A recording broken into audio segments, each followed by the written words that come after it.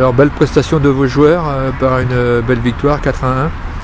Oui, même si c'était un petit peu difficile à se mettre en place, notamment au début de match où l'ATA a, je dirais, bien défendu sa chance. Donc voilà, donc avec un score de 1-0 à la mi-temps, tout est permis pour tout le monde en seconde période. Mais bon, la différence s'est faite notamment sur le rythme, l'intensité.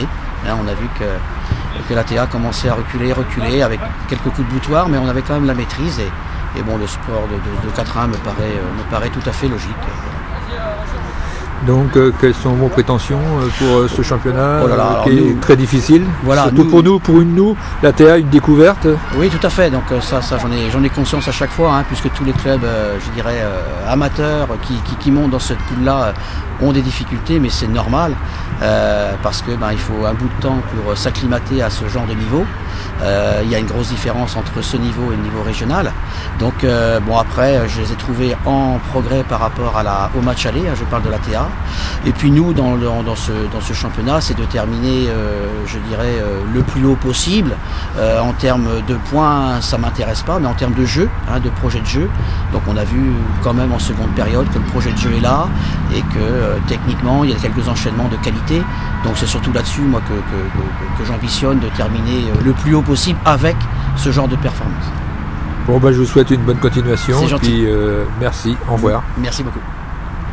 Et bonjour Yanis, alors un peu déçu de ce match et surtout le score qui ne reflète peut-être pas non plus la physionomie du match.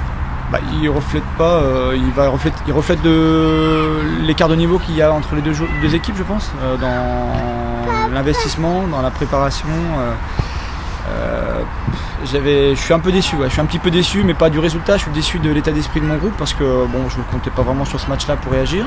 Il y a certains matchs qui sont peut-être plus à notre portée, mais aujourd'hui, contre une belle équipe de Guingamp qui n'a pas fait son meilleur match de la saison, j'attendais une réaction de mes joueurs par rapport au match du week-end dernier, et plutôt une réaction négative qu'une réaction positive. Donc on sort du match avec plus d'inquiétude qu'au début.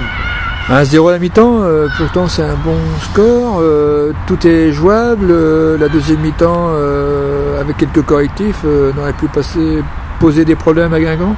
Ouais, on prend effectivement 1-0 à la mi-temps, je pense qu'on peut être pris plus que ça à la mi-temps, mais on a aussi des opportunités à première mi-temps. On prend un premier but où on leur donne, mauvaise relance sur un dégagement. Et puis en deuxième mi-temps, on prend le deuxième et le troisième but, il est identique, avec une perte de balle au milieu de terrain et un adversaire qui se projette vite vers l'avant. Nous, on n'arrive pas à fermer les espaces derrière nous.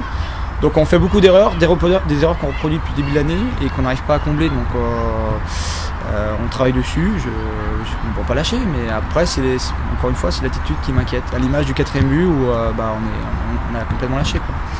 Bon, bonne continuation pour la saison, puis il faut s'accrocher jusqu'au bout. Ouais, on va pas lâcher, on me connaît, je vais pas lâcher, il reste encore des matchs, tout est jouable, tant que mathématiquement c'est jouable, je vais continuer à les centrer là-dessus.